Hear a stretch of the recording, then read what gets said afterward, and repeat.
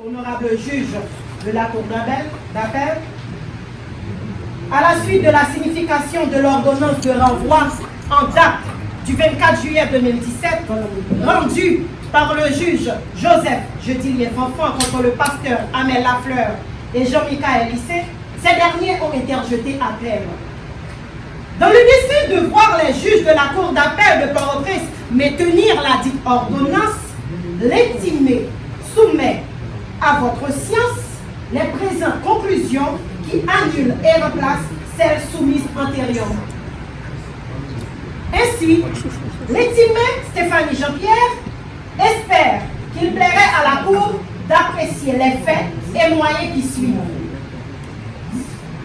Honorable Président et juge, les conclusions que voici se divisent en 4 grandes parties. La première se focalise sur la jeunesse des faits ayant motivé l'ordonnance de renvoi.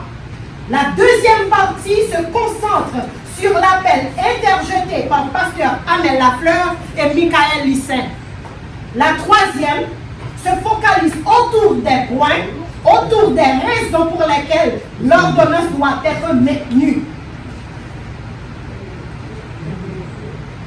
Voici ma première partie sur la jeunesse des faits.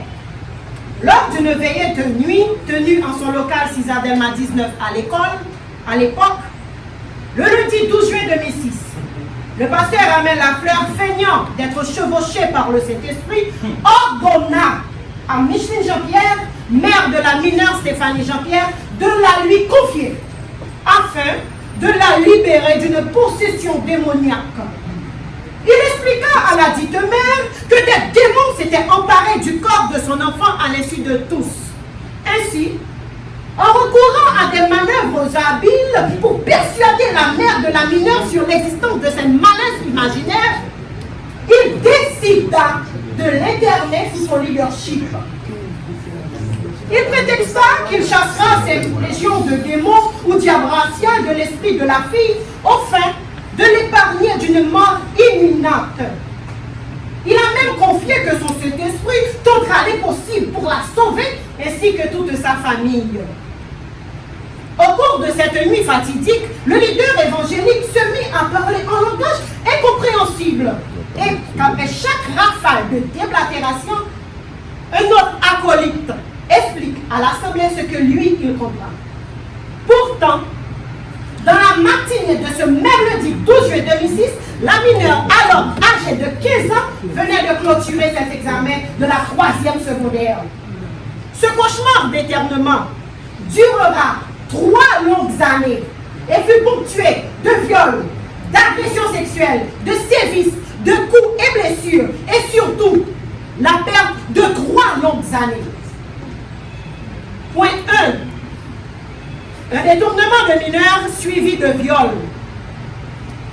Au lendemain, soit le mardi 13 juillet 2006, vers les 6 heures du matin, le pasteur, en la non-présence de la mère de l'enfant, la conduisit chez lui à Delma 75, où il l'emprisonna dans une chambre.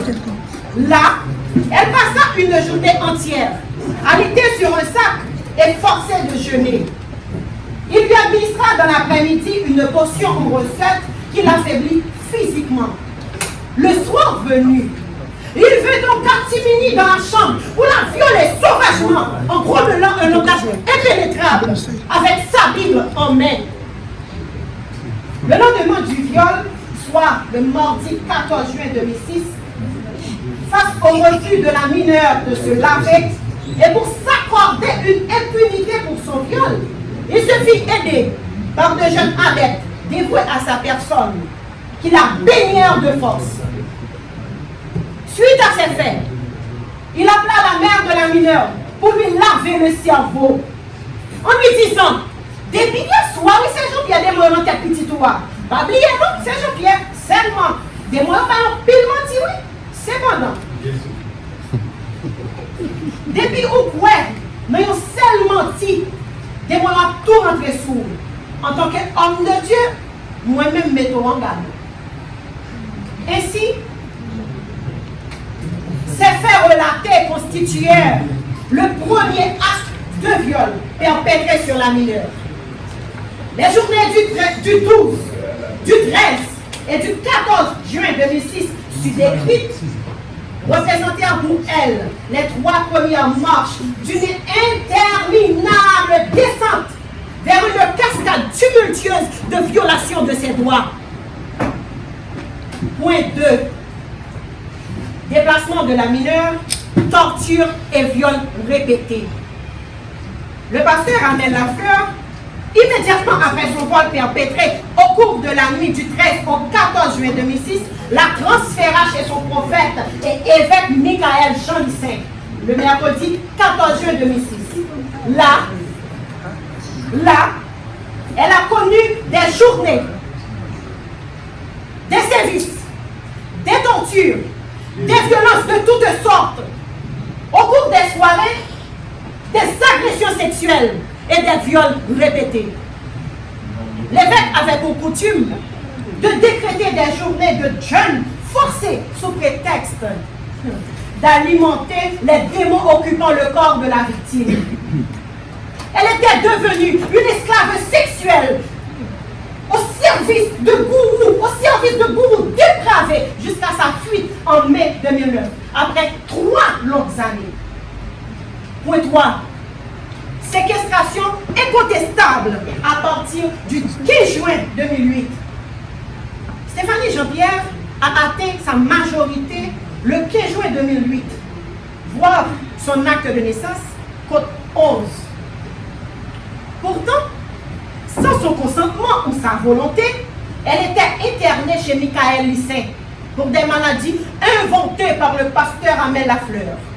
Ce 15 juin 2008 marqua aussi le début de sa séquestration.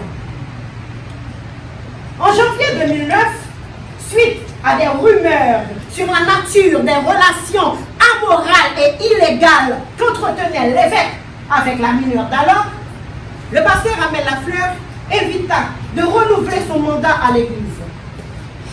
Profitant d'une défaillance de leur système de surveillance, Stéphanie Jean-Pierre a pris la fuite le 9 mai 2009. Au moment qu'il se préparait à l'assassiner afin d'étouffer l'affaire. C'est pourquoi, magistrat, les parents à cette époque avaient porté plainte contre le pasteur Amel Lafleur, voire la plainte qui a été déposée en 2009, côté numéro 14. Côté numéro 14. Excusez-moi, magistrat, je suis un petit peu ému. Ça fait tellement longtemps que j'attendais ce jour. En 2014, elle déposa une plainte au parquet de Port-au-Prince, au parquet du tribunal de première instance de Port-au-Prince contre ses bourreaux.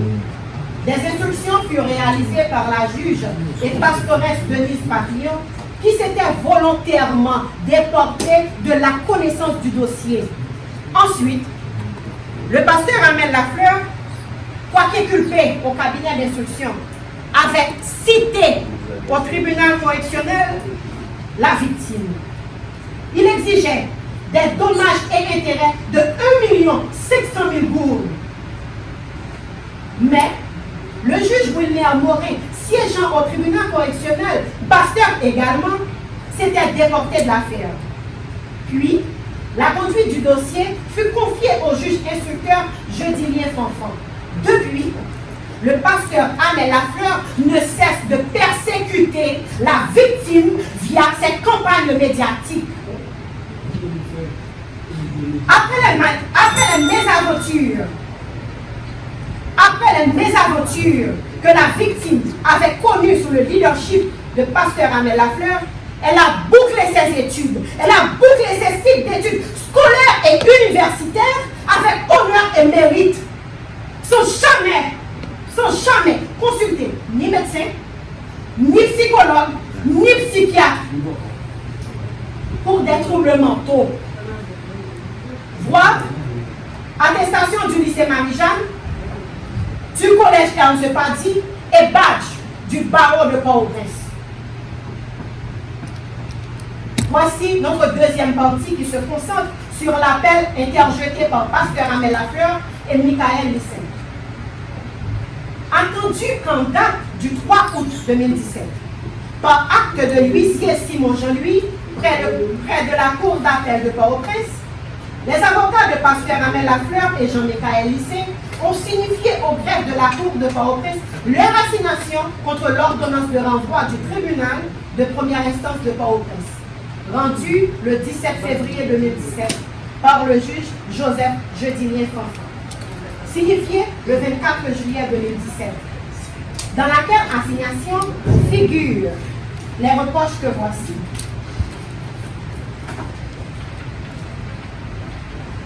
Petit point 1. Sur l'absence de mention du réquisitoire d'informer. Attendu que les appelants ont déclaré sans aucun texte à l'appui que le second juge instructeur n'a pas été saisi par un réquisitoire d'informer. Attendu que la juge pastoresse Denise Papillon s'était volontairement déportée du dossier. Suite à ce déport, le doyen du tribunal de première instance, conformément aux articles 97 et suivants du décret du 22 août 1995 sur l'organisation judiciaire, avait choisi un autre juge pour la poursuite de l'instruction. Voir l'ordonnance de dessaisissement de la juge Denise Moïse Papillon, code numéro 1. Attendu que le second juge, désigné par le doyen du tribunal de première instance, ne le saurait au moyen d'un nouveau réquisitoire. Il ne s'agissait pas d'une nouvelle affaire. En l'espèce, le fait par le second juge d'instruction de n'avoir pas été saisi par un nouveau réquisitoire ne rend point nulle son ordonnance. La note jurisprudentielle numéro 2, au bas de l'article 64 du Code d'instruction criminelle, dispose: est à l'abri de toute censure l'ordonnance de l'instruction criminelle contre laquelle il n'est évoqué la violation ou l'omission de formalités essentielles prévues par la loi à peine de nullité. De plus, sur la première page de l'ordonnance de renvoi, le second juge instructeur a fait mention du réquisitoire daté du 28 juillet 2016, vu que c'était la même affaire. Pourquoi la Cour d'appel de Port-au-Prince écartera cette observation pour être non fondée? Point 2. Sur l'identification du témoin et sur son absence de prestation de serment. Attendu qu'il est de principe, l'œuvre du juge d'instruction est à l'abri de toute censure, même lorsque certaines formalités essentielles auraient été violées ou omises. Pour qu'elle soit frappée de nullité, il faut un texte pénal le précisant. Contrairement à la remarque des appelants, l'identité du témoin Banel Das a été clairement établie par la présentation de la citation qui lui a été signifiée. Ensuite, l'identité du dit témoin n'a jamais été contestée par aucune des parties. À la deuxième page de son procès-verbal d'audition, il est écrit au premier paragraphe qu'il a prêté serment de dire toute la vérité. Attendu que la note jurisprudentielle au bas de l'article 62 du Code d'instruction criminelle, annotée par Jean Vandal, l'arrêt du 7 juillet 1941 dispose: le Code d'instruction criminelle n'exige pas que devant la chambre d'instruction comme devant la juridiction de jugement, le serment soit prêté à peine de nullité. La sanction prescrite est une amende contre le greffier. Pourquoi?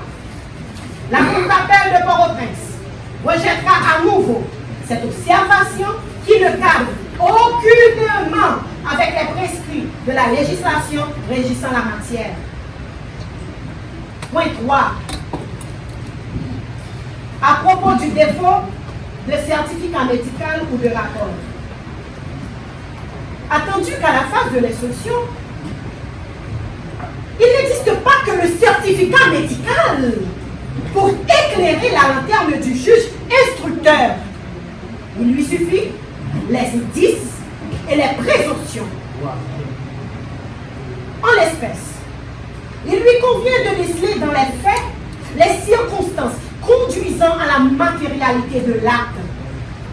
La victime internée avait été interdite de sortir seule, de se baigner en toute intimité, d'aller à l'école, de consulter un médecin, de recevoir des visites des membres de sa propre famille, de communiquer avec personne. Comment pouvait-elle se faire octroyer un certificat médical?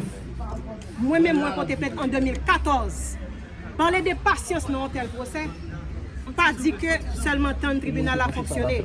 Non. Parler de patience, il faut nous connaître. Là, aujourd'hui, ça a été le chemin du combattant pour ma famille. Je perdu un pile famille dans la route là. Je perdu papa dans la route là. Papa mourir pas là pour vivre ça. Et c'est une bagage qui cause papa me pose trop de tension. Les papa me tendent qui ça amène te faire. Parce que papa me tellement fait au coin dans le lit. Donc ça a été une déception pour la famille. Donc c'est pas impatience me gagner. D'ailleurs, sans mentir, si c'était justice expéditive, les gens allaient en bois mais la fleur longtemps. Même voulais tracer un exemple. Je ne veux pas que vengeance, je ne vais pas rentrer dans la question vengeance. Moi je crois que tracer un exemple dans la société. Parents, si on fait une confiance à petite nous, petite fille pas c'est pasteur, c'est prêtre, c'est ceci, c'est cela. Non. Si moun, petite fille, petit garçon doit embarquer nous. Donc ça c'est mon combat. Je continue à avancer, je crois dans la justice. D'ailleurs, j'ai le bon droit à mes côtés. J'ai les entités positives, bienveillantes, bienfaisantes. J'ai mon papa qui l'a même. Il n'est pas là physiquement, mais il est en esprit. Nous continuons à combattre, nous continuons à avancer et nous demandons justice. Donc, comme nous avons rendez-vous, c'est normal, nous sommes bien obligés d'accepter aux décisions de la Cour. Donc, lundi, si Dieu veut, bâton, nous continuons à avancer. Si pasteur n'a pas présent lundi, c'est à la Cour de décidera. C'est la Cour en décidera. En tout cas, merci beaucoup. Qui lit réquisitoire et à la suite de réquisitoire, il y a une sacrée mémoire ampliative qui est censée une réponse à réquisitoire ministère public là que avocat pasteur Amelio est jugé bon pour rédiger et c'est mémoire ça qui était lu. Moi-même j'ai la parole et puis tu as gagné partie victime là qui était venu lire conclusion. Et j'en nous constaté, audience là, nous arrivons plus de 2 heures, les juges se sentent tout à fait épuisés et ils mettent à faire en continuation à la plus prochaine audience. Ça peut être la 8e, mais cependant, on est toujours à la disposition de la Cour. Lundi, qui sera peut-être c'est 4 décembre, on sera à la Cour. C'est 6 décembre. On sera à la Cour pour faire valoir les défenses du pasteur Abel. Merci.